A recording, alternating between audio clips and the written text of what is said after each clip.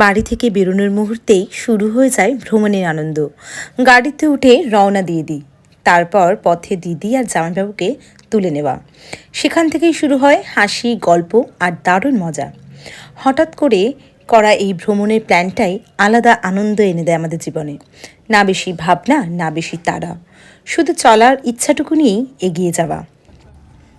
ভ্রমণ তখনই সুন্দর লাগে যখন পাশে থাকে তারা, যাদের সাথেই আবার আবার বেরিয়ে পড়তে মন চায়। গাড়ির গতি এদিকে 120 ছুঁই ছুঁই। রাস্তা যত এগিয়ে আসছে ভ্রমণের উত্তেজনাও ততই বাড়তে থাকছে। রাস্তায় যেতে যেতে চোখে পড়ল সর্ষে ক্ষেত, আর তা দেখেই নেমে পড়লাম সর্ষে ক্ষেতে আর নিয়ে নিলাম কয়েকটা সেলফি অ্যান্ড রিল। আর সর্ষে ক্ষেত দেখে যেটা মনে পড়ে সেটা হলো ডিডিএলজি।